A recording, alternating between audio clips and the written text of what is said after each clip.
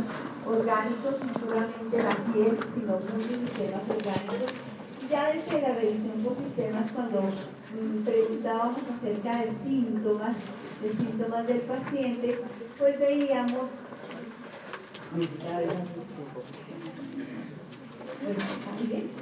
entonces veíamos cómo son diferentes enfermedades. Hay que tener en cuenta el lupus eritematoso, la artritis reumatoidea, las vasculitis. Por eso el compromiso de piel, cuando pues haya lesiones de piel que ustedes no se puedan explicar, que comprometan inclusive otros sistemas orgánicos, hay que pensar en colágeno. Habíamos visto cómo la artritis reumatoidea pues es la más deformante. Sistemas, hablábamos de los nódulos de Heberdin y de Bouchard, ¿cierto?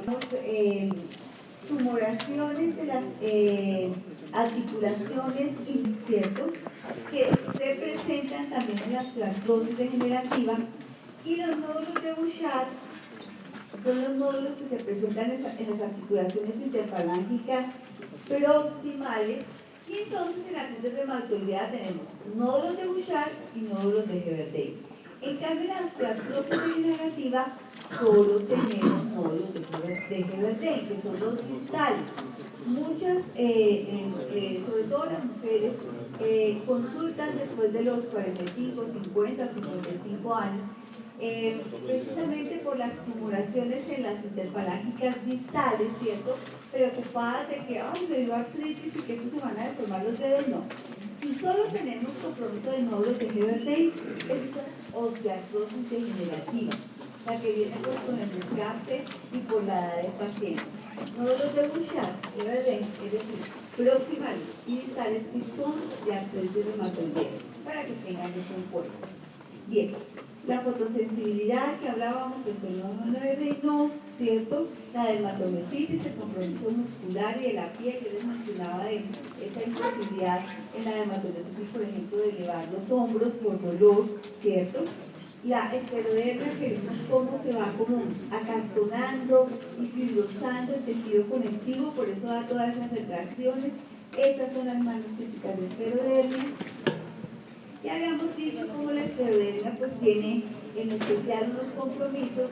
Habíamos creado esta diapositiva de la cianosis o la carcinosis, el fenómeno de Raynaud, la disfunción esofágica, la disfagia que inicia para los hombros, la esclerodermia y las telangiectasias, que son como esas arañitas en la cara, que son la región malar, pero en las telangiectasias hay que hacer el diagnóstico diferencial, no solamente son de colagenosis.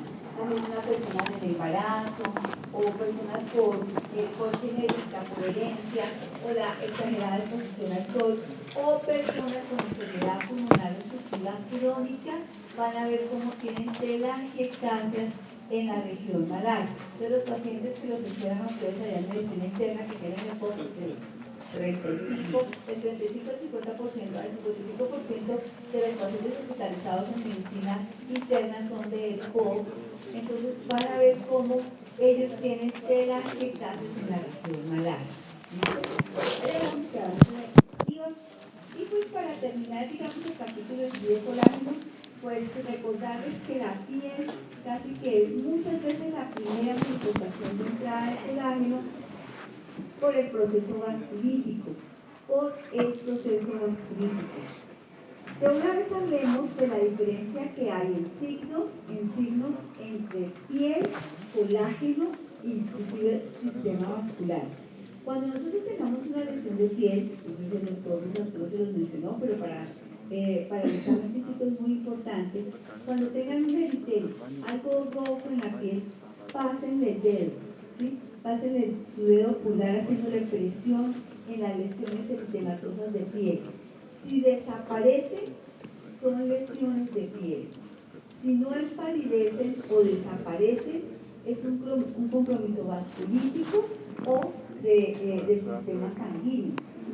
Entonces, por ejemplo, estas lesiones vasculíticas, cuando hace uno la presión en este eritema, no desaparece. Eso es lo que a ustedes les hace suponer que no es un eritema originario de piel, sino que puede ser el sistema colágeno o el sistema vascular. Pero recuerden que de hecho en el colágeno hay compromiso vascular. Si desaparecen las lesiones y empalidecen el de piel. Entonces, por ejemplo, en los niños, sarampión, rociola, rubiola, escarlatina, la misma escabiosis, esa cuando uno pasa el dedo, las lesiones o el eritema generalizado empalidece, casi que desaparece. O sea, uno le pasa el dedo, empalidece y pues obviamente vuelve prontamente a aparecer. Pero en una vasculitis, ¿cierto? O en unas lesiones que son de origen sanguíneo, de origen vascular, de origen colágeno, ese tema, cuando uno hace la presión, no desaparece. Si llegaran a tener dudas, inclusive cojan una laminilla de portaobjetos de laboratorio, ¿cierto? Y colóquenlo encima de la piel, ¿cierto? Porque a través de la piel, de la laminita transparente, pueden observar si desaparece o no, si les queda duda al pasar el dedo. Colóquenla haciendo presión en la laminita de vidrio para ver si las lesiones desaparecen o no. En los niños es muy importante siempre que tengan un niño, por favor, con pues, lo más frecuente en ellos que es sarampión, que la rosura, que la rubiola, no se les olvide, pasen el dedo para asegurarse que es una electiva de la infancia y que es una enfermedad de qué, es decir, de sarampión, rosura, rubiola, todas esas. Porque otro como les he apuntado todo el tiempo, ojalá esto los apunte. Ustedes son los médicos de la inmunología, los médicos de los trastornos inmunes, los médicos del cáncer, no son los regulares, médicos de enfermedades degenerativas. Entonces asegurar que todo lo que haya en piel, si es lesión de piel, debe desaparecer, o pues por lo menos empalidecer. Se vuelve como amarillita y otra vez vuelve a salir el eritema. Si en un niño no llega a suceder eso, puede estar ante una púrpura o ante una vasculitis. Entonces es muy importante, ¿cierto?, que cuando vean un eritema, unas lesiones punticos rojos, un brote de esas características, pasen el dedo o colóquenle un portaobjetos para saber si desaparece o no. Si desaparece, lesión de piel. Si no desaparece, asustémonos, porque hay un proceso vasculítico sanguíneo en proceso. Posible puede ser un inicio de enfermedad de colágeno o una púrpura en los niños o una púrpura en jóvenes y adultos mayores, porque las púrpuras están, que puede ser por alteración de las plaquetas, ¿cierto? Entonces, por favor, no se les olvide siempre en el examen de piel pasar el dedo o colocar un portaobjetos con lámina para saber si las lesiones desaparecen o no. Desde vasculitis, esto es lo más importante, rápidamente pues estas son lesiones y a esto hay que pasar el dedo, así simplemente lo que hace es pasar el dedo en las lesiones a ver si desaparecen o no desaparecen. Si esto por ejemplo es una enfermedad de Kawasaki, pues no, yo no la voy a preguntar, eso es de pediatría, pero esto es una vasculitis. Es una vasculitis pediátrica, ¿cierto? Entonces, un niño no lo ve así, no dice, uy, está tomadito por el pantalón, o es que tiene una rubiola, porque unos niños, lo primero que piensan son en eruptivas de la infancia, o en reacciones alérgicas, que los niños todos son muy alérgicos. De hecho, también las lesiones por alergia, las ronchas por alergia, empalidecen al pasar el dedo, porque eso son lesiones de piel, son enfermedades de piel. Esto no desaparece con la digitación. ¿Listo? Y eso ya los pone a ustedes en alerta. Entonces tengo que observar a este niño, que tomar un cuadro temático. Hay ver que estas lesiones vasculares no están analizando, porque si es algo vasculítico, puede inclusive empezar a disminuir hematocritohemoglobina. Entonces, ya es una persona, si es adulto, si es niño, pues yo me quedo observándolo por unos 24 horas. Tomarle las plaquetas, tomarle su cuadro hemático, hacerle de pronto unos anticuerpos para ver si estamos haciendo, si no desaparece. Si no desaparece. No lo manden, porque después llega la mamá, con el niño que le tocan a eso, que está inconsciente y de pronto choqueado porque sangró más. Y pueden sangrar inclusive estas vasculitis a nivel del sistema nervioso central y producir la muerte. Entonces, sí, tan sencillo como simplemente pasar el dedo por las regiones eritematosas de piel y saber si es compromiso de piel o no lo es. Entonces siempre hagan ese ejercicio. Siempre que hagan algo en la piel, pásenle el dedo. Por eso, cuando se golpeen o algo, cuando ustedes le pasen el dedo, van a ver que no desaparecen los hematomas. Todo lo que sea vascular no empalidece. Entonces, si uno se golpea y tiene un morado, que se llaman en forma común, los hematomas y las equimosis, esas no desaparecen a la deshipopresión. Porque se rompe un vasito y por eso no desaparece. ¿Listo? Es muy importante esta parte de la deshipopresión. Bueno, la púrpura, como ya se las mencioné, la diferencia está en hacerle al examen físico el palpar. Palpar siempre las lesiones eritematosa. Bueno, estos son otras aplicaciones que pues no van al caso. Lo importante fue lo que mencionamos de colágeno, ¿cierto? De mariposa, fenómeno de Renault, el movimiento articular, la disfagia y la tolerabilidad en los pacientes la solangiectasia, pero la amistasis también una embarazada, un paciente con EPOC, un paciente con cirrosis, un paciente por herencia también puede haberse una amistasis. De la parte del linfático, pues ya desde revisión por sistemas, pues ya hemos mencionado síntomas, ahorita ya estamos en el examen físico. ¿Qué de esos síntomas, cierto, que me menciona mi paciente, yo puedo corroborar al examen físico, puedo examinar y puedo decir, sí, tiene una adenopatía, sí, tiene una adenomegalia? Recuerden que las adenomegalias son crecimientos de los ganglios no dolorosos y nos pueden preocupar.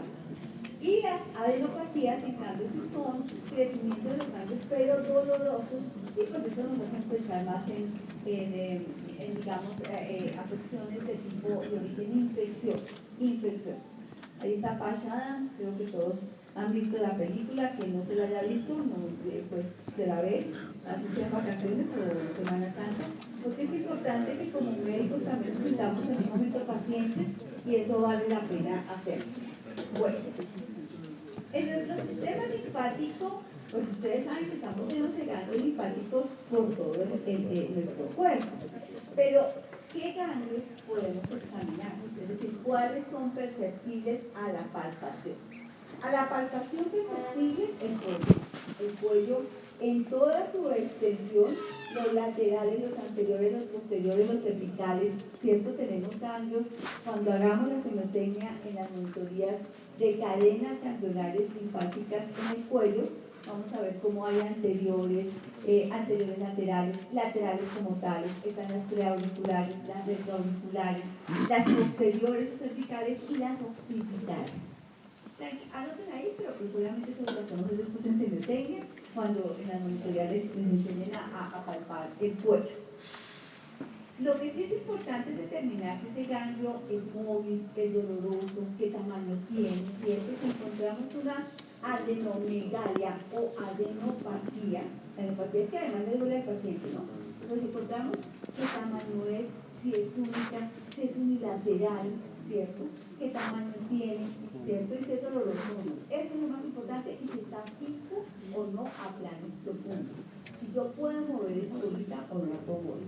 Casi todos nosotros tenemos los ganglios de recuerdo aquí en la parte anterior y al lado de la tráquea, de nuestros ganglios maxilares. El recuerdo ahí están y ni siquiera ya nos duelen, están grandes y no nos duelen, ¿cierto? El recuerdo de todas las gripas y afecciones que tuvimos de pequeños. Más ustedes que son todos alérgicos. Todos tienen rinitis, todos tienen conjuntivitis alérgica, entonces tienen ahí con sus ganglios. Ese es el recuerdo como era ya. Esos siempre están ahí. Muchos también tienen recuerdo de otitis, de alguna enfermedad de pequeños que tienen también laterales o auriculares. Siempre han estado ahí, si nunca cambian de características, del mismo tamaño, no está adherido, ya no duele, porque es un recuerdo de antes, pues no tiene problema. El inconveniente es encontrar que haya más ganglios o que ese mismo ganglio que siempre había estado se crezca, ¿cierto? Eso es lo importante. Y aquí Lina me acuerda de pronto de un diagnóstico diferencial que es el quiste pirogloso. El quiste pirogloso porque en la línea media no hay ganglios. En la línea media anterior del cuello no hay ganglios. Los hay paramediales, pero no en la línea media. Cuando tengan una masa entre el mentón y antes del cricoides, o sea, en la parte alta, ¿cierto?, de la línea media de la parte anterior del cuello, una masita, inclusive puede doler, una masita que no se mueve, porque esa no se mueve. Eso es el quiste tiroglósico. El quiste tiroglósico es un recuerdo embrionario, ¿cierto? Es una comunicación entre la lengua y la laringe que se cierra antes de que nace. A muchos no se les cierra. Entonces se cierra ese conductico embrionario que está presente en nuestra vida embrionaria o fetal inclusive. Pero eso se cierra. Si no, el quiste tiroglósico. Quiste tiroglósico. ¿Cómo es? Entre la lengua y la laringe. Ese conductico, que normalmente, el conducto tiroglósico, ¿cierto?, que se debe cerrar, pues antes de que nazcamos, en algunas personas no se cierra. Y durante la adolescencia o la juventud vuelve a ser presente. Entonces se percibe como una masa redondita, más o menos 1 centímetro de diámetro, dolorosa, que a veces está dolorosa, a veces no, y eso es el tratamiento quirúrgico. Porque ese conducto hay que cerrarlo, o si no, por su comunicación con la cavidad oral se puede infectar muy fácilmente, ¿cierto? Y producimos una adenoiditis y estamos en la línea media y todas las infecciones de línea media pues corren el riesgo de mediastinitis o de laringotraqueitis, etcétera. Se puede complicar el asunto, entonces una vez allá un quiste tiroglósico pues hay que hacer el tratamiento quirúrgico. Por eso todas las masas de cuello, ustedes en cirugía, esta vez les digo esta porque pues es común y los niños pues lo ponen, la pueden encontrar, pero el diagnóstico diferencial de masas de cuello son varios, muchas. Las van a ver en cirugía, las van a ver en medicina interna, ¿cierto? Importante también saber si las masas que encuentran pulsan o no, porque el quemodectoma, por ejemplo, no se los voy a preguntar en los años primeros, ya se puede quedar aprendiendo un poquito de cosas. El quemodectoma es un aneurisma o una tumoración de la carótida, si es una masa que pulsa esa masa, eso es el quemodectoma. Y hay otro muy cerca que es adelante de la carótida, que es el quiste branquial. No lo anoten tampoco, pero para que sepan, en el cuello hay muchas formaciones quísticas. Entonces, más allá de solo pensar que sean ganglios, ¿sí?, según la posición, como lo van a ver en cirugía, puede ser un quemodectoma, puede ser un quiste branquial o puede ser el quiste tiroglósico, que en muchos jóvenes puede reaparecer cuando en la infancia ha estado selladito, en la vida adulta vuelve otra vez, si no se obliteró del todo durante la vida fetal, vuelve a aparecer en la juventud. ¿Listo? El quiste tiroglósico. Bueno, muy bien. Entonces, de estas cadenas linfáticas, lo importante es determinar cómo son las características de esas adenopatías o adenomegalias que encontrar y anotarlas en el examen físico.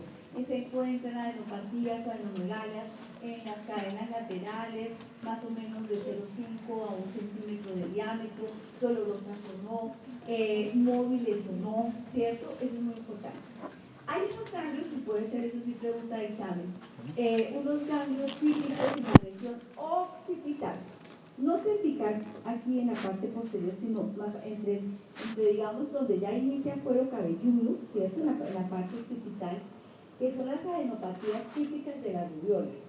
Cuando tengan una persona con un exantema, no sé si les explicaron, un exantema es un eritema generalizado, ¿sí?, micropapular, eso es un exantema, eritema que es típico de sarampión, rubiola, gociola, típico de adenopatías occipitales, la rubiola.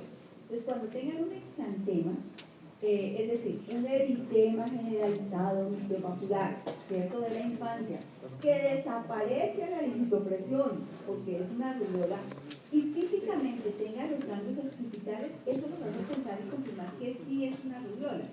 El sarampión no hace esas adenopatías cervicales, la rociola no hace esas adenopatías cervicales.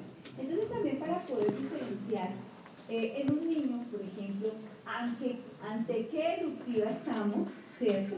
En la rubiola típicamente tiene las adenopatías occipitales muy dolorosas, bastante grandecitas esos ganglios. A veces el niño dice que le duele la cabeza, pero no se puede soportar por precisamente las adenopatías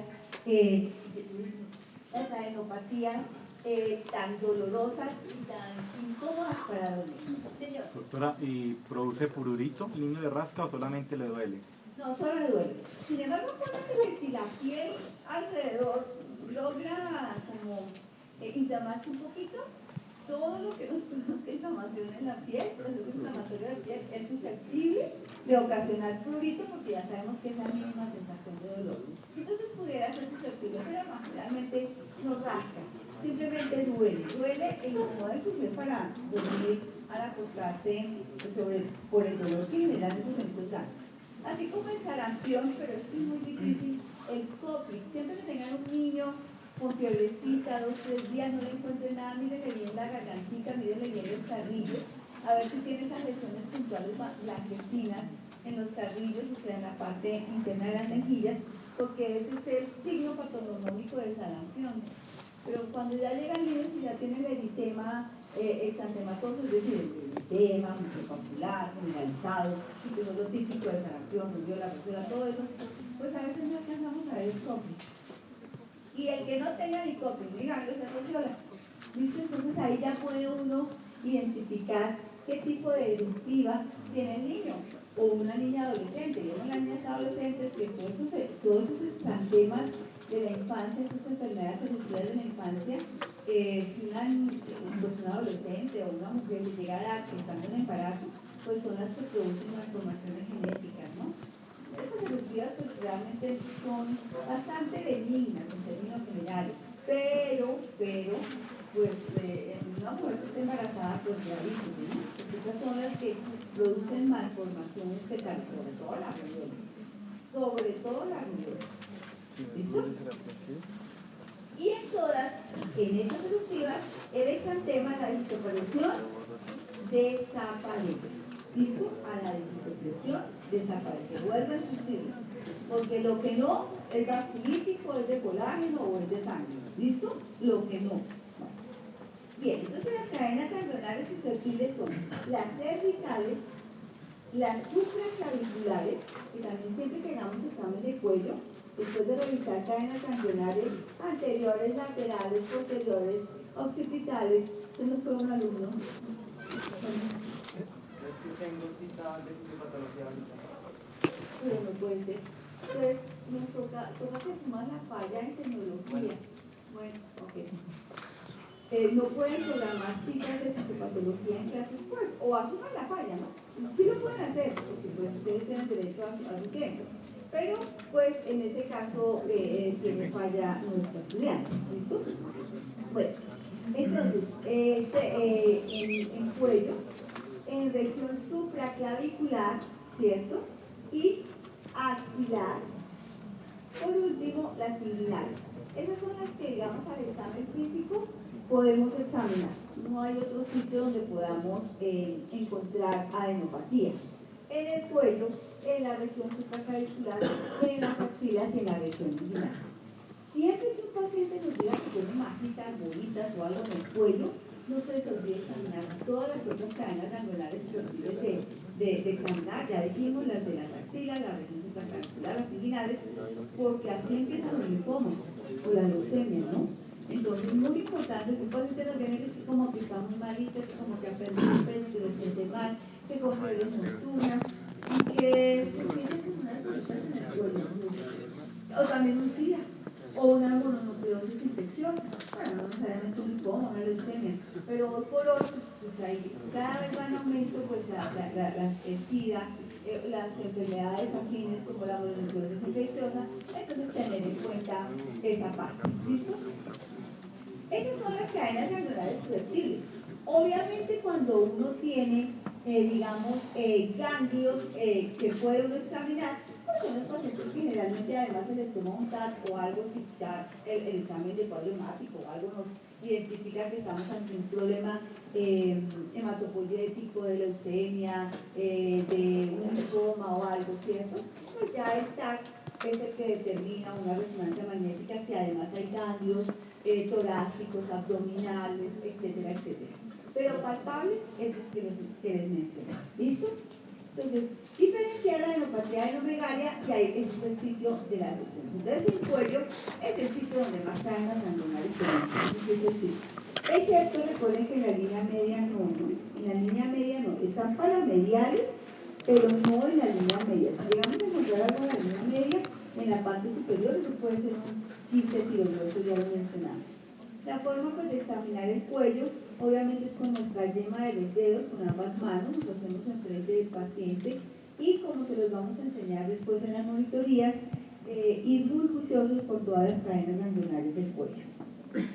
Bien, además de ganglios, a veces son inclusive evidentes a la simple observación, Hay por ejemplo, un ganglio típico supraclavicular izquierdo, que es el ganglio de Virchow, con V y termina en W. Virchow. Este ganglio de Virchow es típico de enfermedades malignas del tracto gastrointestinal. Los pacientes con cáncer gástrico que ya hacen metástasis, uno de los primeros ganglios es el ganglio supraclavicular izquierdo, por cercanía o por el trayecto de las cadenas linfáticas, pues una de las principales adenomegalias, generalmente no es una adenomegalia supraclavicular izquierda, es el ganglio de Virchow, originario pues de un carcinoma del tracto gastrointestinal. Sin embargo, también una mujer con cáncer de seno izquierdo, pues obviamente también va a tener de pronto adenopatías o adenomegalias supraclaviculares izquierdas y de axila, pero también de axila izquierda. Entonces, sería la diferencia entre el ganglio de Virchow como tal. Hablamos de ganglio de Virchow cuando el origen de esa adenomegalia es de cáncer del tracto gastrointestinal. ¿Cierto? Lo demás, pues no, por ejemplo, en el cáncer de mama izquierda, pues obviamente va a axila y también a la región supraclavicular, pero está combinado. En cambio, sobre todo en el carcinoma de estómago, solamente hay eso, no hay en axila. Y solamente es izquierdo y derecho. Bien. El otro es el linfadema. Aquí pues ya nos decíamos entonces que por síntomas sabíamos identificar que era un edema duro y un edema blando. Sabemos que el edema blando es el que desaparece con el reposo, cambia con la posición, etcétera, etcétera, muy de origen hidrostático, coloidosmótico, hipoproteinémico, entonces los pacientes que saben renal, carga cardíaca, hipertensión portal, cirrosis, etcétera, todos ellos desnutridos, todos ellos van a ser edema blando. ¿Listo? Esto cambia con la posición y desaparece.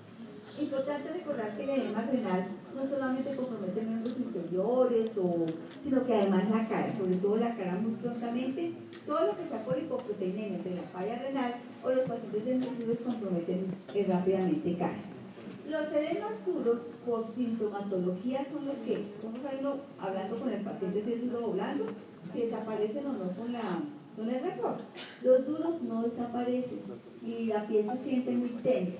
Son dos los duros, el linfedema y el que nos origina el linfedema, que es el paciente con hipotiroidismo.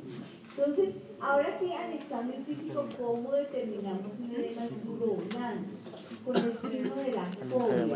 La fobia con V, fobia. Recuerden que ya saben, los diptongos, cuando se desaparecen, cuando no, es una EA, dos vocales abiertas, no desaparece el diptongo, por lo tanto es una palabra esdrújula que tiene tilde en la O. Fobia tiene tilde en la O, porque es una palabra esdrújula, porque la E y la A no desaparece ahí ese diptongo, porque son dos vocales abiertas. Si las separáramos por sílabas, nos quedaría co, de, a. Entonces el acento está en la antepenúltima sílaba, por lo tanto lleva tilde en la O, con V, fobia, para que escriban bien fobia.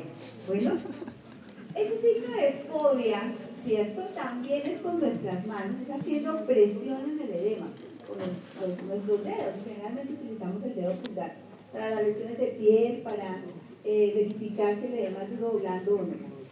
Si hay signo de fobia, es decir, que nuestro dedo se hunde en esa piel, ¿cierto? Que está dematizada, se hunde fácilmente. Es más, hasta queda una huella, queda como una huella, ese signo de fobia positivo. El edema es blando. El edema es blando.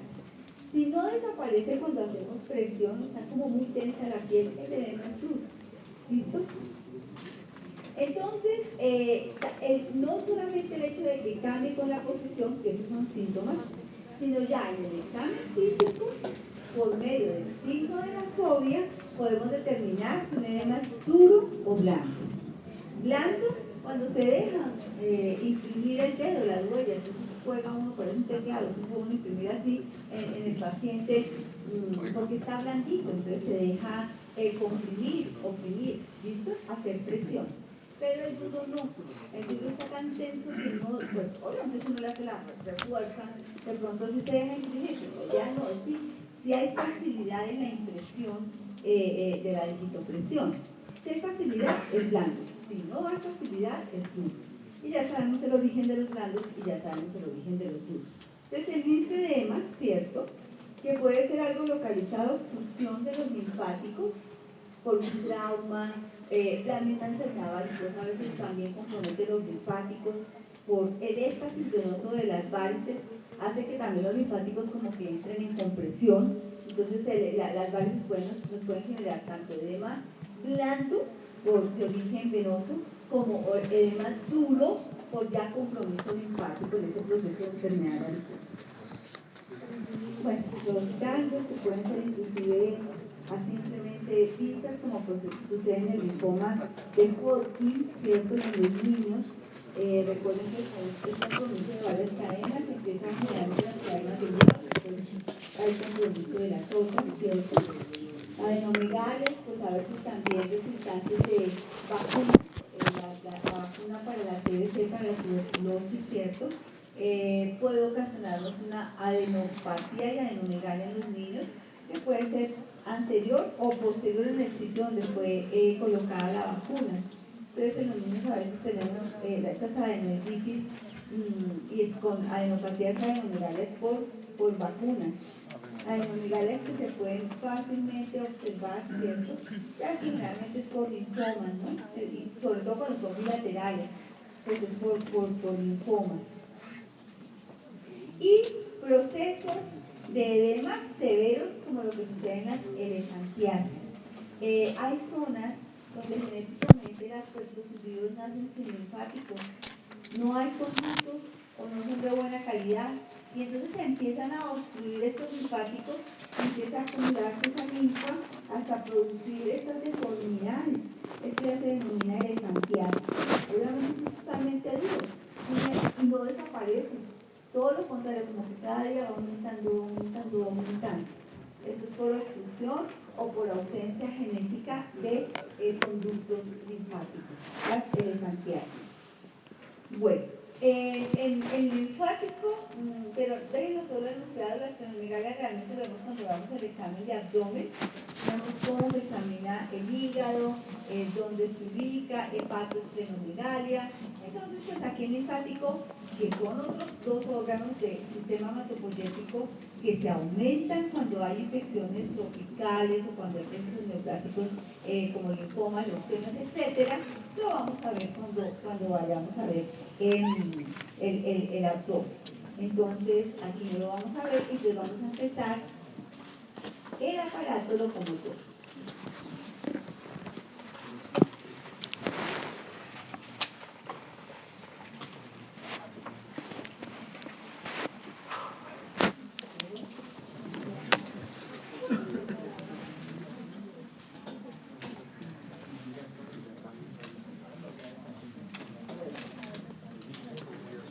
Esta clase me encanta, entonces la traigo que comprar mis monitores y me ayudó con esta positiva y la parte. Me parece hermoso. Caminar por el mundo sin sentido es permanecer en silencio ante el eco de nuestros anhelos.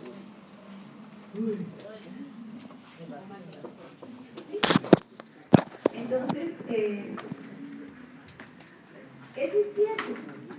A veces, sobre todo a veces meterlo un poquito y perdónenme ustedes, los jóvenes, como que va pasando la vida a veces como que, bueno, sí, hoy toca hacer esto, y no sé qué, mañana amanecemos, y como que no hay sueño, o como que no hay meta para cumplir. Bueno, es difícil en los estudiantes de medicina encontrar tanto así.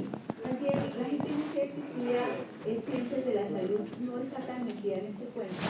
Pero no sé si ustedes tienen personas así al lado, amigos de pronto otras profesiones, personas que no están haciendo nada, y que ven como sin sentido su vida, como sin tener algo a que de por qué luchar. Entonces es caminar por el mundo sin sentido, es permanecer en silencio ante lo que nosotros mismos queremos hacer. A veces uno mismo no sabe para dónde va y qué es lo que quiere, ¿cierto? Entonces va a ir como perdido en la vida. La idea es encontrar lo que realmente queremos, cómo lo queremos y llegar a eso. Eso es muy importante. Bien. Entonces, el aparato locomotor a veces no va a ser importante. Las personas que tienen limitación para moverse, ¿cierto? Las personas, pues es muy triste. Entonces, creándonos el sistema preámbulo al sistema nervioso. El sistema nervioso tiene su acción muy profunda y muy evidente en la parte locomotora. Obviamente, si no tenemos adecuada musculatura, si no tenemos adecuados músculos, si no tenemos un sistema cardiovascular que nos lo soporte, pues no nos vamos a mover, ¿cierto? Pero entonces, el hecho de que nos podamos mover, caminar, una vez no se da cuenta, ¿no? Pero llegamos, caminamos, corremos, todos no nos damos cuenta de que tenemos esa gran posibilidad. Además que vemos, oímos, escuchamos, que estamos preocupados por 2 o 3 gorditos, o porque la nariz no está derecha, o porque somos muy flacos, o porque tenemos arrugas. Ay, eso, antes que podamos caminar, correr, ver, escuchar todo, por Dios.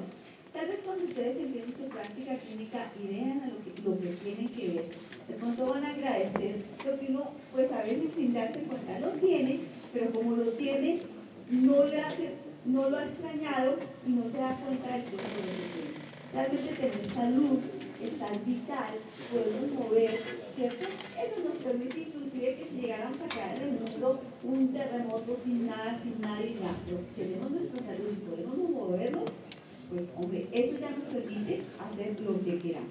Entonces el aparato locomotor, cuando alguien tiene compromiso de esta movilidad, pues deprime, entristece, y hay personas que pues mueren precisamente por esa dificultad de tener movimiento adecuado.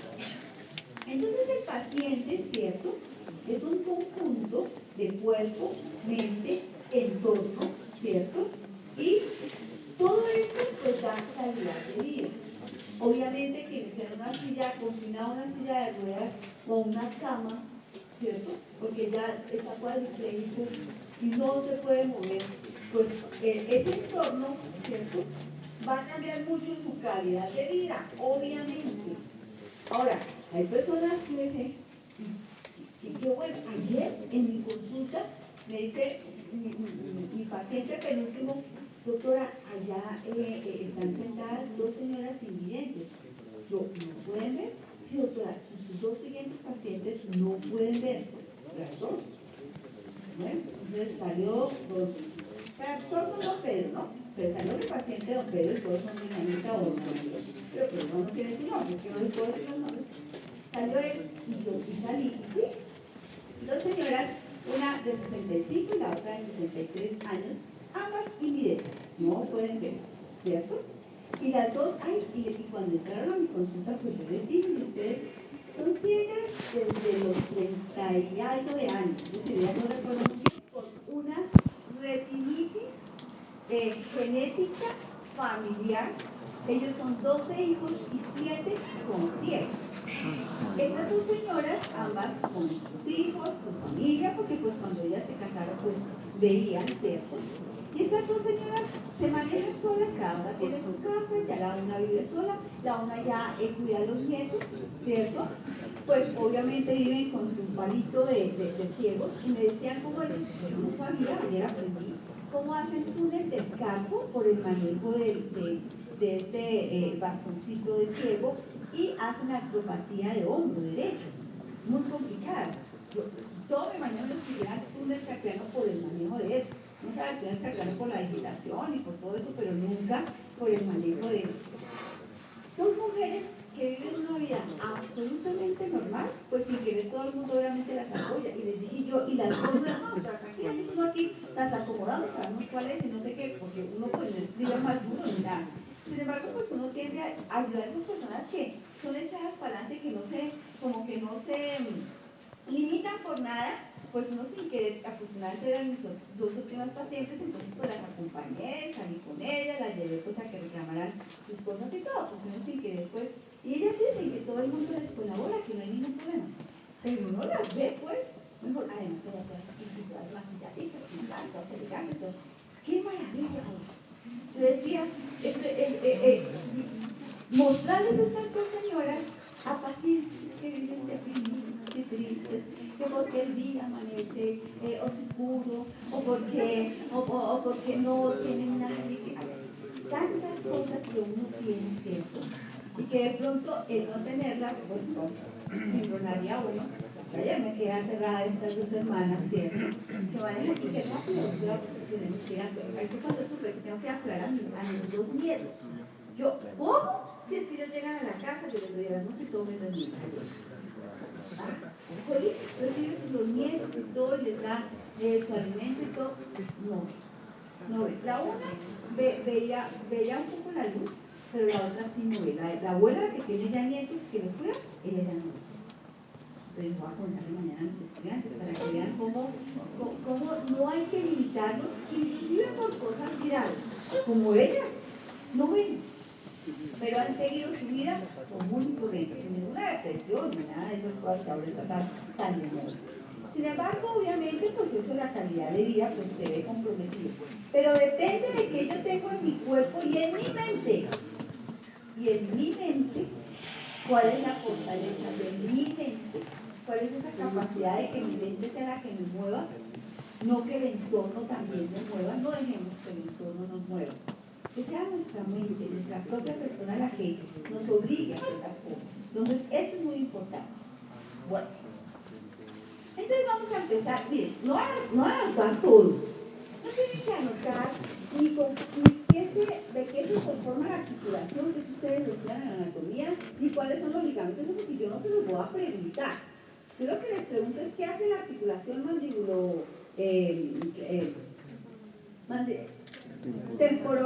temporomaxilar. ¿Qué hace esa articulación? Eso es lo que yo les voy a preguntar. Pero obviamente, aquí uno recuerda un poquito la articulación temporomandibular, pues obviamente tiene sus estructuras articulares, ¿cierto? La fosa temporal, el cóndilo de la mandíbula, un disco siempre articular. Recuerden que siempre entre dos estructuras pues están los discos, son los que a veces ponen a mi traquea, mi molestan, pero con buena fisioterapia todo eso pasa. Entonces, por favor, para que ustedes no les suenen en el traquea como a mí ya las rodillas, hagan ejercicio todos los días. Hay que hacer ejercicio. Se traquean, pero no me duele. Eso puede traquear, pero desde que uno haga ejercicio, ahora esto de los pilates es fantástico porque pone uno todas las articulaciones, hay que hacer todo eso para que ustedes a los 30 años caminando. Bueno, bien. Entonces, los músculos, ustedes los que ya saben, ni más faltaba, eso no es para anotar. Entonces, muy bien. Entonces, ¿qué sí nos permite la articulación de la mandíbula? Pues abrir y cerrar la boca. Eso es una de las más importantes. La protrusión y la retracción, es decir, la mandíbula ir hacia adelante e ir hacia atrás. Movimientos importantísimos para poder masticar, ¿cierto? Entonces, esa articulación nos permite abrir y cerrar la boca, pues con todas las estructuras óseas musculares y tendinosas, pues ejercer nuestros movimientos masticatorios. Obviamente todo eso por una inervación adecuada, es lo que vamos a ver después. El siguiente sistema que vamos a ver es el sistema nervioso. Entonces ahí veremos que el trigémino, que el facial, y que hace el uno y que hace el otro. Pero además estructuras óseas, articulares, musculares y tendinosas. ¿Listo? Y movimientos laterales, de inducción, o movimientos laterales. Eso es lo que nos permite hacer esta articulación. ¿Listo? ¿Cómo la vamos a examinar? Pues colocando las manos en la articulación, viendo que la persona pueda abrir, cerrar, mover hacia adelante, hacia atrás. ¿Listo? El que haya dolor en esa articulación, generalmente las personas que están así muy estresadas, entonces hacen bruxismo que es cerrar fuerte por la noche la articulación, y amanecen con dolor. A veces uno dice, tengo un dolor de muela y me duele hasta el oído. generalmente esos dolores de mola de oído que uno como que no identifica, realmente es la articulación por crucial de noche.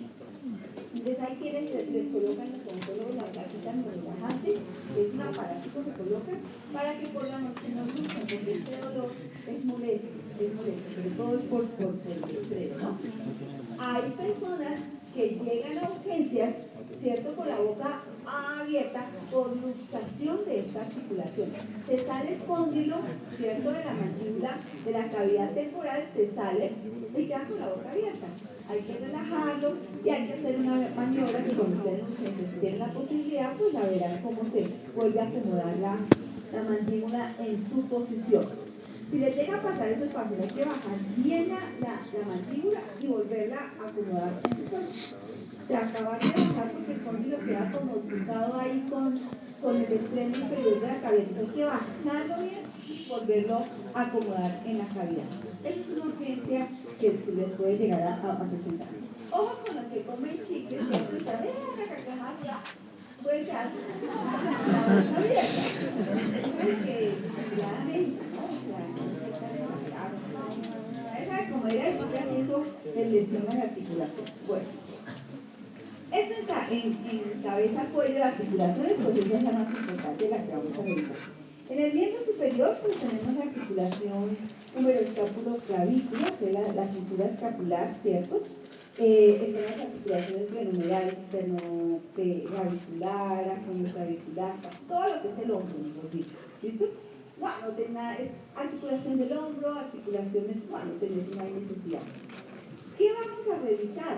Pues obviamente que no esté deformada esa articulación y que tenga todos sus movimientos, ¿no? Todos los movimientos. Muy importante, como lo van a ver en ortopedia, esta articulación también es susceptible de luxarse, de que el número, su cóndilo salga de la escápula, entonces se ve el hombro caído, el brazo se ve caído, ¿cierto? Es frecuente que suceda esto y por lo tanto ese paciente pues, va a tener un gran dolor del hombro y no lo puede levantar o no puede hacer abducción, recuerden, abducción es retirar los miembros de la línea media. Abducción con D es acercar algo a la línea media. AB, separarlo, abducción es acercar a la línea media. El manguito rotador también sufre mucho, todas estas reestructuras ligamentosas, de los tendones supraespinosos, interespinosos, redondo, menor, escapular, todos esos, ¿cierto? Yo no se los voy a preguntar, no los tengo que anotar, ¿cierto? Pero sí son susceptibles de romperse. Entonces, el manguito rotador es una estructura que lo van a ver en ortopedia, ¿cierto? Que produce mucho dolor y limitación de los movimientos de toda la articulación del hombro. Limitación de toda la articulación del hombro. El hombro caído, hombro de luxación de hombro doloroso en todos los movimientos, pero puede hacer abducción todo, pero todo le duele, ¿cierto? Posiblemente descartar rupturas de manguito rotador. Ruptura de manguito rotador, rupturas ligamentos. ¿Listo? Bien. Entonces hacemos la presión para determinar, llevamos hacia adelante y sobre todo hacia atrás, y al llevar así como indica la diapositiva hacia atrás duele ese dolor típico de la ruptura del manguito rotador. Bien, ¿cuáles son los movimientos? Entonces el hombro puede hacer de todo, ¿no? Flexión, extensión, abducción, aducción, rotación interna, rotación externa, circunfusión, puede hacer todos los movimientos, ¿cierto? Entonces, el hombro es una de las articulaciones que tiene todos los movimientos. Cuando esté limitada, bueno, ojo, que esté limitada a las dos, elevar los dos hombros, con compromiso además de piel, eso que puede ser con un proteína que no pueda subir, una dermatomiositis, ¿cierto? Pero que sea un solo hombro doloroso sin nada más, no tiene nada, y que no pueda hacer movimientos de extensión o de rotación o de circunfusión, estructura de manguito rotador. Que el hombro se vea caído, ¿cierto? Y que no pueda abducir, eso es luxación de hombro. ¿Listo? Entonces ahí ya mis ortopedistas, cardiólogos ya pueden hacer algunas de diagnóstico en cuanto a dónde se refiere. ¿Listo? Es un movimiento. Y lo que necesito así como que tengan en cuenta es postura de manito rotador, luxación de hombro. Obviamente, si no hay un trauma, si no hay nada, recuerden que la artrosis degenerativa de las articulaciones, es de articulaciones medianas y grandes, pues caderas, hombros, codos, son dolorosos, ¿no? Pero no solamente es del hombro. Cuando haya solo compromiso de una sola articulación, ustedes no pueden buscar ante un proceso crónico articular. No, algo tiene esa articulación. Cuando ya son varias articulaciones, sí hay que pensar en un proceso articular, ¿no? Hay que pensar generalizado. Entonces ahí están todos los movimientos del hombro, ¿cierto? Bien, el codo, otra articulación, ¿cierto? Se puede hacer, lo que más nos apoya el hombro es la articulación y la pronación. Eso no lo tenía, ahí está el hombro, ¿cierto? Uy. Las flexiones palpaciones. Porque el hombro nos permite, el codo nos permite supinar y pronar el antebrazo. Supinar, para que se acuerden esas súplicas, ¿no? Súplica, supinación, colocar, el codo nos permite que coloquemos nuestra palma de la mano pues hacia arriba, pero la acción es lo contrario, entonces, supinación de súplica, pronación lo contrario, ¿listo? Obviamente, señor. No, ok. Supinación y pronación. Bien. Uno más. Señora. Ya son las 9, entonces un descansito de 10 minutos. Aquí les traigo lo que vemos, lo que yo he visto en la experiencia ya de nuevo. No son poquitos años.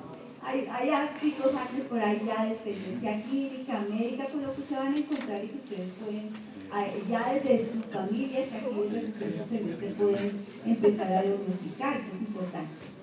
El síndrome de túnel carpiano es una patología del colon muy frecuente, dada la múltiple excitación desde la infancia. Con todos los equipos que son de botones, ¿cierto? Los juegos audiovisuales, ¿cierto? Y los equipos, pues se ha incrementado la compresión, que es el túnel carpiano, la compresión del nervio mediano cuando pasa por todos los componentes tendinosos de la muñeca. Ahí se comprime un poquitico porque fíjense que nuestro antebrazo es más grueso que la muñeca, ¿cierto? Cuando entonces el nervio mediano pasa por ese componente circular de tendones de muñeca, puede haber una tenosynovitis de estos tendones y comprimir el nervio mediano, y por eso hay dolor, debilidad de la mano, hormigueo, disestesia, ¿sí? Que son lo que nos dicen que puede haber un síndrome de túnel carpiano. Este síndrome de túnel carpiano, pues hoy por hoy es muy profesional, dado la digitación y todo, pero ojo, los pacientes con hipotiroidismo frecuentemente hacen túnel carpiano. Entonces, una mujer con síndrome de túnel carpiano, que diga que ya se ha montado un poco de peso, está como débil y todo, tienen la TSH, porque pues, eso también el síndrome de túnel carpiano entra entre los componentes del hipotiroidismo, como la neuralgia del nervio ciático. O sea, todas las neuritis en el hipotiroidismo como que se incrementan, para que lo tengan en cuenta. Entonces, se hace fácilmente neuritis ciática, túnel carpiano. Compromiso neurítico es muy de hipotiroidismo, entonces tenganlo en cuenta, sobre todo en mujeres. Y la tenosynovitis de Kerbein, que compromete, hay dolor sobre todo en el primer dedo de la mano, en el dedo pulgar, ¿cierto? Que es por compresión del nervio radial. La del síndrome de túnel carpiano es compromiso del nervio mediano, y la de Kerbein es compromiso del nervio radial.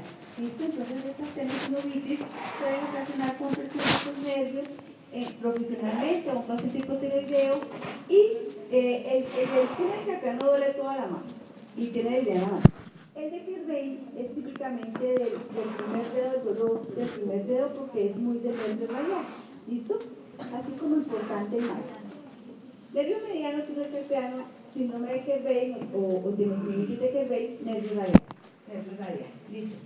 En la mano, pues van a ser evidentes todas las deformidades de artritis reumatoidea, entonces la de cuello de cisne, las nódulos de Heberdine, de Bouchard, la desviación cubital, que es la que aparece ahí en la diapositiva, que las manos se van hacia cubital, que eso es muy típico de artritis reumatoidea. Pues ni modo, se los puedo, pero nuestra secretaria de Canatura, pues ella tiene artritis reumatoidea, fíjense los deditos de ella, ya la dificultad que tiene, ya tiene desde el puntal, desde botonera, bueno, los nódulos no son muy evidentes, pero ella ya tiene manifestaciones de artritis reumatoidea, ¿listo? Entonces, así como les digo yo cuando voy a la clínica, miren ese paciente, miren, porque es importante ir viendo las cosas que por lo menos tenemos al lado, pues si las conocieron. Pues importante entonces la palpación, ¿cierto? Verificación de todas las articulaciones, de todo su movimiento. Importantísimo, señor.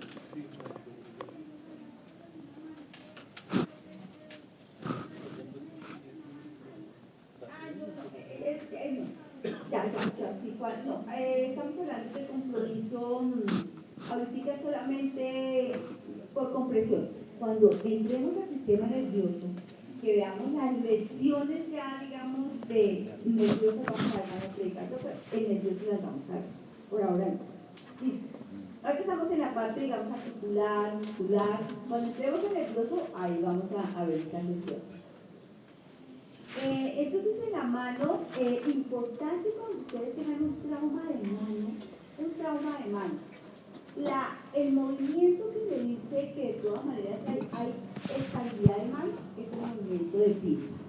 Este movimiento, que el paciente tenga movimiento preservado de pinza, es decir, oposición de los dedos del quinto, cuarto, tercero y segundo al primero, esa oposición, eso me dice que hay estabilidad. Y desde que ustedes logren que eso se mantenga, después de que el cirujano todo haga lo pertinente, lograr mantener esta estabilidad de poder hacer este movimiento de pinza, tenemos más. Así perdamos gravísimo perder el dedo pulgar en un trauma, porque se pierde precisamente la posibilidad de pinza. Pero así tengamos un solo dedo de los 4 y el pulgar y tengamos pinza, podemos ejecutar todos los movimientos de mano. Entonces, en trauma de mano, sí, lo primero que hace el cirujano, y lo van a ver cuando llega el paciente con la mano que toda ensangrentada o lo que sea, que pasó por un trapillo o por una máquina o lo que sea, porque les llegan así, que haya todavía movimiento de pinza. Eso, y lo que se pretende cuando hacemos ya recuperación de tendones, de todo que va a cirugía de mano. Además, cirugía de manos es especialidad, es una subespecialidad de ortopedia. Después de 4 años de ortopedia y traumatología, hay 2 años de mano. Mano es una especialidad de 2 años más después de traumatología y ortopedia. Y todo para lograr la función de pinza, porque es muy importante que siempre tengamos función de pinza. Entonces, lo que buscamos al examinar la mano, que no haya deformidades, que no haya dolor, que tenga todos sus movimientos y que tenga sobre todo el movimiento de pinza. Bien, entonces eso es mano. Aquí, por ejemplo, hay una diapositiva con gráficas de lo que son los topos de la artritis que poliperuticemia, ¿listo? Además de la diapositiva no hay problema. Aquí, por ejemplo, están los recorridos de los nervios, pero eso lo vamos a ver en nervios. Ahorita no nos compliquemos ahora con nervios. Y eso es lo importante, que estemos examinando los movimientos bien de la muñeca, de cada una de las articulaciones, de cada una de las falanges, que no haya prominencias, que si la paciente dice que le duelen las articulaciones, nosotros hagamos la palpación, porque a veces los nódulos de Heberdine y Bouchard no son, digamos, todavía a la vista perceptibles, pero si uno pasa examinando dedo por dedo, siente la tumoración en proximal, nódulos de Bouchard, o la nodulación en distal, nódulos de Heberdine. Recuerden, artritis reumatoidea tiene Bouchard y Heberdine. Osteoartrosis degenerativa solo tiene de Heberdine. Y lógico, porque como la Angeverdene es degenerativa, esa falta de circulación totalmente distal es la que hace que se produzca esa deformidad nodular de Heber-Day en la osteoporosis degenerativa. Pero si solo encontramos eso, tranquilizamos al paciente, ustedes ya pueden tranquilizar a sus tías, a sus mamás, a sus abuelitos, y decir, mi usted que estudia medicina, mi usted que está estudiando medicina, mi está que yo tengo para abuelitar las manos. Y le palpan bien, y solo tienen los nodulitos así, distales, tranquila, abuelita, ya pues los 15 años que a veces se evidencian en los deditos, entonces es por eso, no se preocupe que no se le van a deformar más los dedos. Porque la angustia de tener eso es que ya ahora me dan una crisis, se va a quedar torcida y no sé qué, no. Entonces, si solamente es Heber-Day, es por degenerativa, entonces no hay ningún problema. Lo mismo en la muñeca, que puede hacer todos sus movimientos, desviación, extensión, desviación cubital, desviación radial. Esa es la lateralidad de la muñeca, ¿no? Desviación cubital, desviación radial. Radial hacia pulgar, cubital hacia meñique, ¿no? Es que pueda ejercitar y flexión y extensión. También circunducción, ¿no? La muñeca también puede hacer movimientos circulares, ¿no? Circunducción. Obviamente todos esos movimientos en un paciente con síndrome de túnel carpiano pues va a tener. Y la otra, síndrome de túnel carpiano, es la prueba o signo de Tiner. Pongan un paciente así, o ustedes mismos pónganse así. Se les empiezan a dormir los dedos, tienen síndrome de túnel carpiano. Prueba de Tiner. ¿Cuánto tiempo? 15 segundos. Ya empiezan a sentir que a todos se les duele. Sí. Tengo túnel carpiano. Lo que pasa es que pues nos duelen, los ojos sintomáticos, ¿no? No tanto. Me están durmiendo los ojos. me dolió más los músculos. Sí.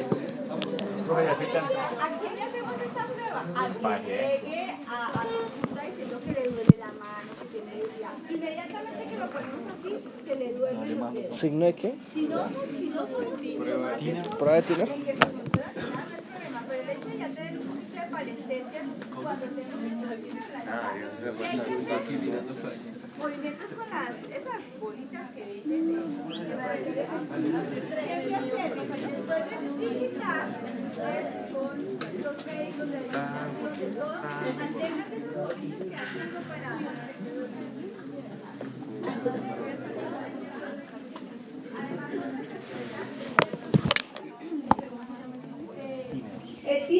Tiner, con doble N, Tiner, prueba o signo de Tiner, que es presencia y existencia, ¿cierto? Con esa posición, eso es ya signo de premonitorio de síndrome de túnel carpiano. Entonces una persona les diga, se mueve la mano, me dicen que pónganlo así, ¿le están moviendo las manos? Síndrome de túnel carpiano. ¿A ti cómo se llama?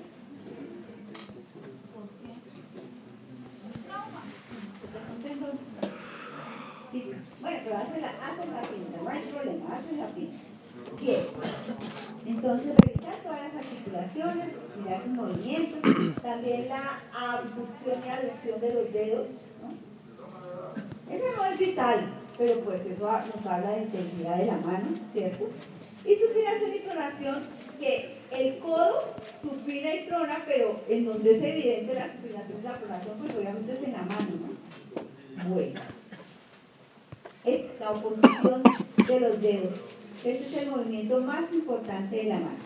Columna y cadera. La cadera y la columna, pues lo primero es el ver caminar y la postura de mi paciente, ¿no? Ya de hecho, desde que entra mi paciente caminando al consultorio, pues vamos a observar su marcha, su postura y su balanceo. No anoten ni centímetros ni nada de eso, que eso, no, ya les digo que no. Ahí lo importante es observar la marcha, ¿cierto? La postura de pies de mi paciente, ¿cierto? Si no hay desbalance, ahorita lo que vamos a ver de la columna o de la cadera, y ver el balanceo, que es como al caminar, ¿cierto? Tenemos un movimiento armónico que nos hemos acostumbrado, ¿cierto? Siempre va primero talón, punta, talón, ¿cierto? Eso uno lo observa cuando lo camina la persona y no hay asimetría. Y ya me entienden cuando digo que no hay asimetría. Está perfectamente igual su lado derecho que izquierdo. ¿cierto? Eso es lo que tenemos que observar. En la posición de pie, ya noten esto de la anchura de la base, de que se coloque de pie nuestro paciente, que una levemente las rodillas, y tenemos que ver la distancia que hay intermaleolar interna, ¿cierto? La distancia que hay intermaleolar interna, o sea, entre nuestros dos maleolos internos, al unir las rodillas, al unir así de pie, le decimos a nuestro paciente que una suavemente las rodillas y verificamos la distancia que hay entre maleolo interno derecho e izquierdo, que no sea más de 10 centímetros, porque pues eso es generalmente por pie plano o por trastorno de la cadera. Entonces, los niños que tienen pie plano, de hecho, pues hacen lleno, ese es lleno valgo. El hecho de rodillas juntos, pateapartados, pues la persona que tiene pie plano pues le va a persistir un poquito de ese lleno valgo, que es de separación de los pies cuando las rodillas se unen. Entonces lleno valgo, unir rodillas y quedan los pies separaditos. Pues eso generalmente es por pie plano, porque o sea, el arco longitudinal plantar caído nos produce ese aumento de 5 a 10 centímetros. ¿Listo? Bueno, entonces vamos a observar nuestro caminar. Sí, mira. El barro es al contrario, que se le quedó el caballo ahí, o sea, se fue el caballo y quedó con las rodillas abiertas. Eso lo vamos a ver ahorita. Lleno varo, que es de las rodillas quedan separadas. Cuando ahí sí le decimos al paciente que una los talones o los maleolos y las rodillas se quedan separadas. Como si el caballo no se fue el caballo y yo quedo ahí que postura como si hubiera ido el caballo. Eso es lleno varo. Ajá.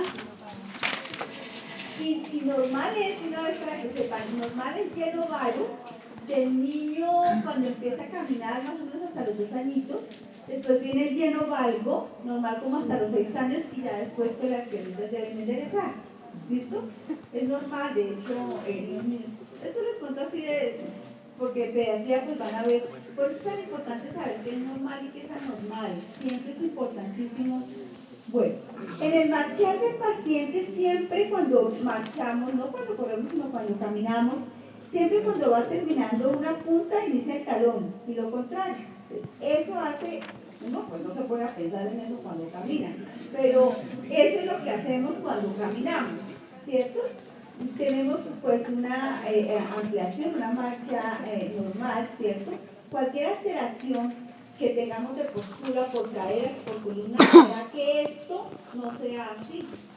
Cojearemos o caminaremos asimétricamente. Entonces nos toca ir a ver siempre que la marcha esté inadecuada, miren caderas y columna.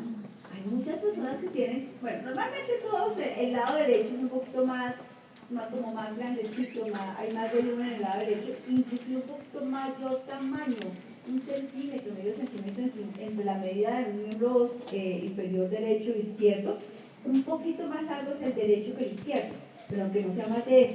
Hay muchas personas que tienen diferencia entre miembro inferior derecho e izquierdo, y por eso su problema de columna, de escoliosis o de marcha, porque no se han dado cuenta que tienen un miembro inferior derecho, un miembro inferior más largo que el otro. Bueno, entonces es importante el balanceo, pues la medida, no se las voy a enseñar, en ortopedia se les van a enseñar cómo medir. Hay medida real, medida aparente, pero pues imagínense ustedes estudiando eso cuando les toca estudiar locomotor para neurológico, no. Me interesa mucho la parte de semiología neurológica. El locomotor es lo que yo les estoy, las lesiones más comunes es lo que les estoy insistiendo.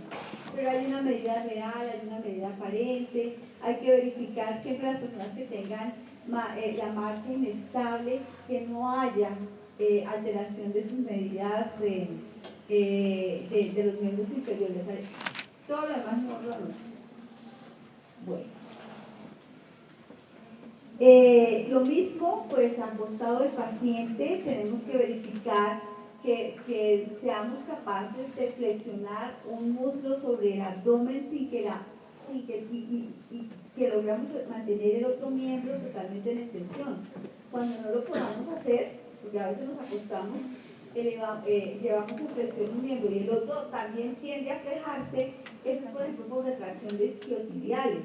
Eso es falta de abdominales, retracción de isquiotibiales o alteración de la columna. Yo no se los voy a preguntar. Son signos que poco a poco irán conociendo y viendo. De la cadera, pues es importante verificar su estabilidad. ¿Cierto? La cadera pues nos permite hacer aducción, abducción, rotación, extensión, flexión, ¿cierto? Y todos esos movimientos muy importantes de verificar. Lo que me importa es que ustedes pues, aquí en kinesiología sepan que cómo planeamos una articulación verificando sus movimientos. Uno, en forma pasiva, es decir, nosotros como médicos le hacemos el movimiento de la articulación, o en forma activa, que es diciendo que el paciente camine, eleve su pierna, baje su pierna. Movimientos activos es que el paciente los ejecute solito. Pasivos es que nosotros le hacemos el movimiento de la articulación. Palparlas bien, verificar si hay alguna masa, alguna deformidad, para ya empezar con el diagnóstico ortopédico, que ya lo verán ya específicamente en ortopedia. Aquí les empiezo a hablar de algunos diagnósticos. Esos que son los que de pronto pregunto, que tienen el hombro caído, que si le duele en todos los movimientos, entonces la ruptura del manguito rotador, la luxación de la articulación del hombro. Les pregunto de pronto síndrome de túnel carpiano, les pregunto, estas cosas que he dicho son las que pregunto puntualmente en el examen. La articulación de la cadera.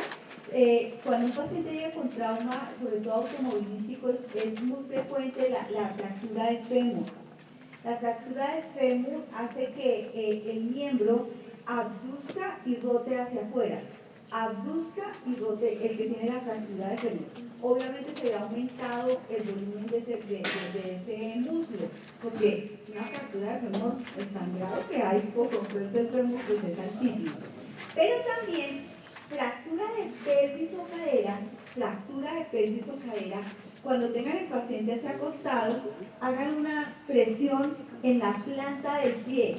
Al hacer como un golpe en la planta del pie, si hay dolor en la cadera o pelvis, puede haber fractura de pelvis o cadera, ¿listo? Entonces la de fémur hace que el miembro inferior esté abducido y rotación externa. Y el golpe en la planta del pie que duela en la región pélvica o en una cadera es con fractura de pelvis o cadera. Entonces son cositas que pronto en urgencias, en trauma, como la mano, que haya pinza y en los grandes traumas de automovilísticos, pues a uno lo que van a preocupar es de pelvis para abajo, porque ahí es donde están las fracturas, ¿no? Para confirmar o por lo menos sospechar fractura de pelvis, paloteen en la planta del pie a ver si hay dolor en la pelvis. Y mirar las extremidades por si hay deformidad en rotación externa y abducción del miembro inferior, obviamente con aumento de volumen de ese muslo, porque eso es fractura de fémur, ¿no? Fractura de fémur. Bueno.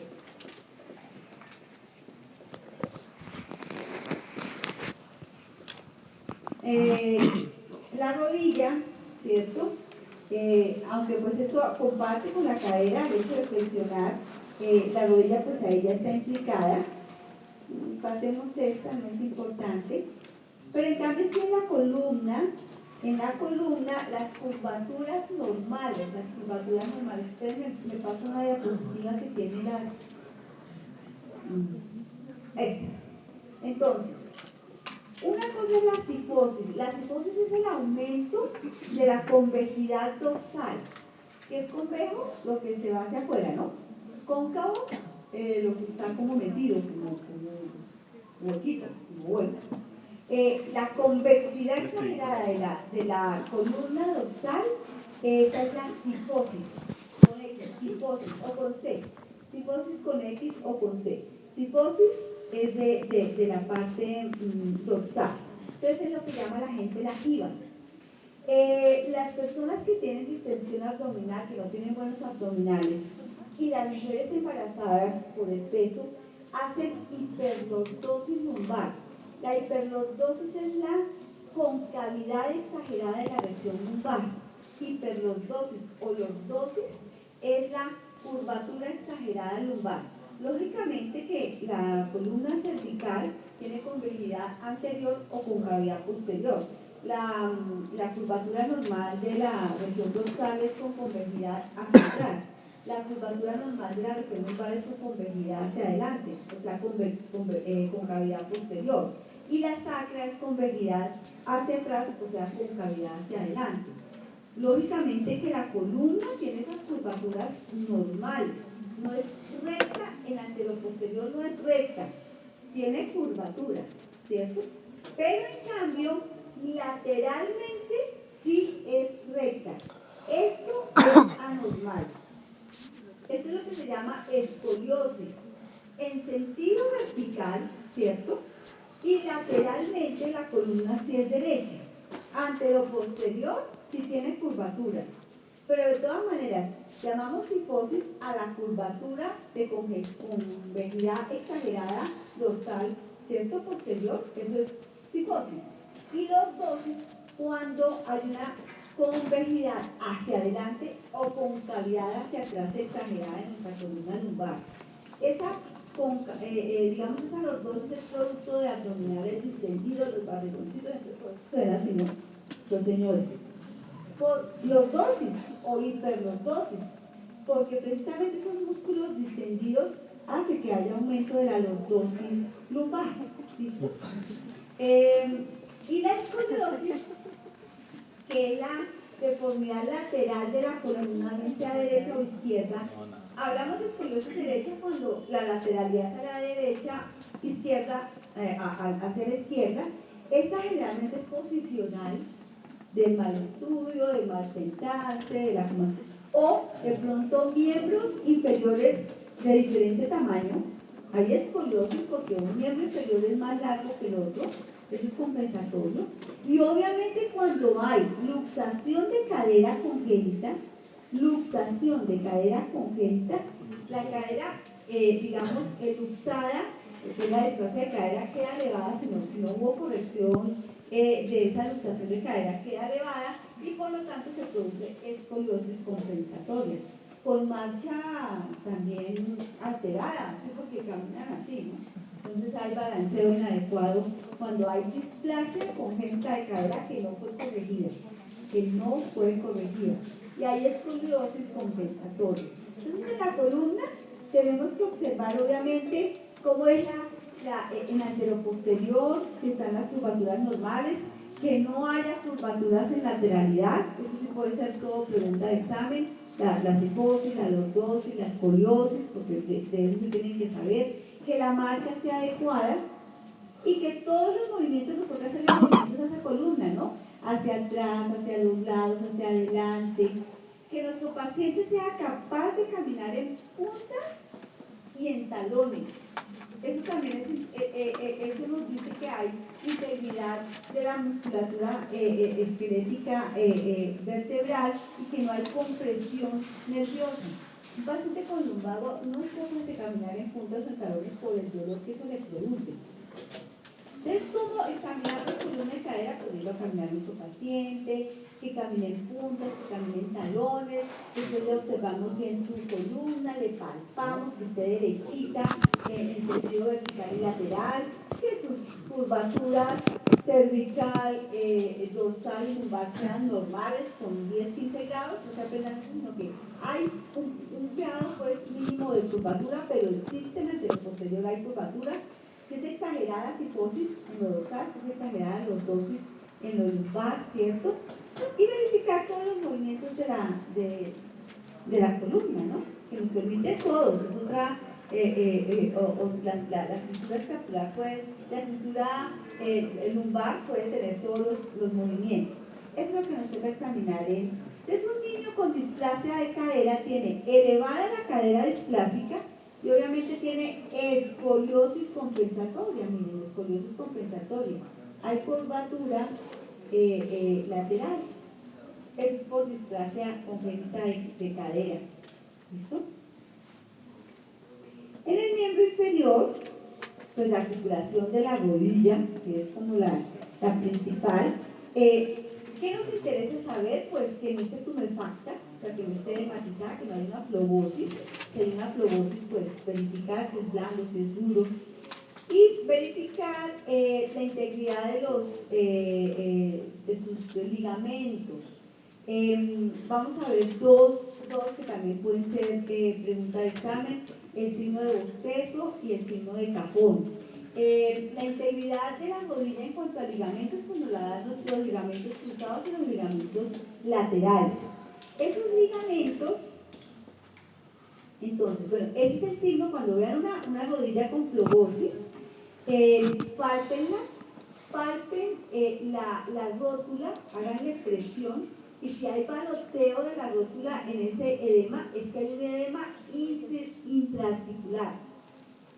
Es decir, esta es la rodilla hematizada, digamos, está con una flobosis. Entonces, hagan presión de la rótula. Si tú sientes que pelotea la rótula en medio de ese edema, es porque hay líquido intraarticular. Puede ser sangre o puede ser un proceso infeccioso. Entonces, poseemos problemas, porque desde las articulaciones más comprometidas en la artritis séptica, la rodilla. Y cuando hay una artritis séptica, la sepsis está por ahí rondando. Es un paciente que pues corre peligro de vida, las artritis sépticas. Entonces, si hay baloteo, hay líquido intraarticular. Por trauma puede ser sangre, por un proceso infeccioso puede ser pus, ¿cierto? Pero en cualquiera de las dos circunstancias, muy posiblemente hay que drenar esa articulación. Entonces, cuando tengan una rodilla por trauma o que venga con dolor que esté con flobosis, verifiquen si hay peloteo o baloteo o signo de tecla. Tiene muchos signos. Es de que se comprima la rótula, o sea, que no sea capaz como como si filtrara en la rótula, porque se deja deprimir la rótula. Eso es líquido intraarticular. Hay que pararle bolas a eso.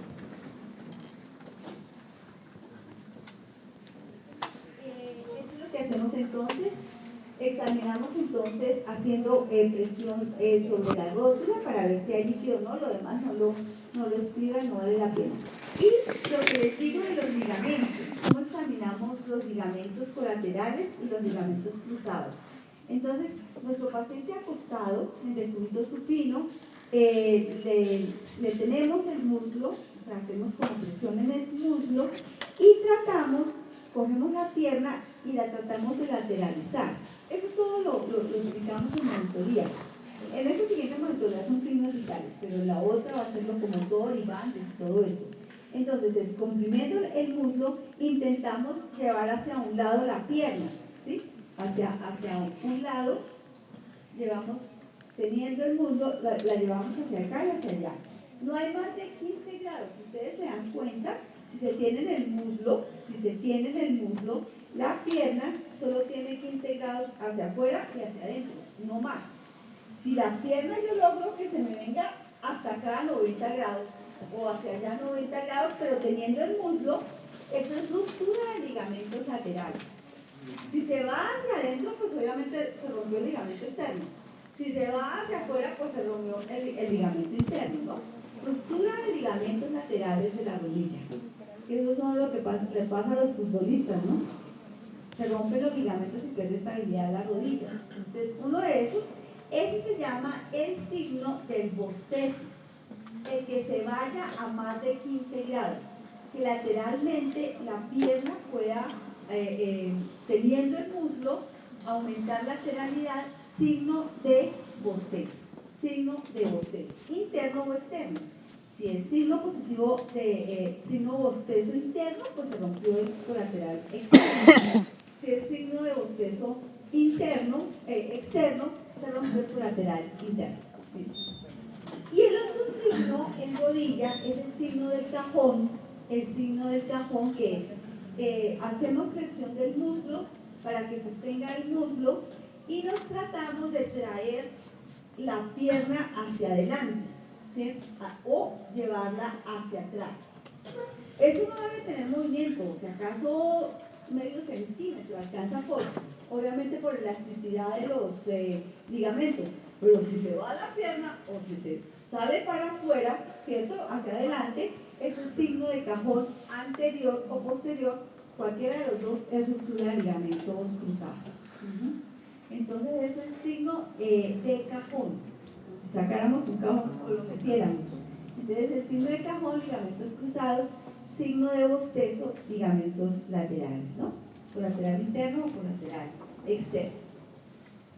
Y si hay una rodilla con flogosis, con edema, hacer el signo pues de la tecla, porque si es positivo, si la rótula baja y sube, es que hay líquido intraarticular. Eso es peligroso. Bueno, del pie,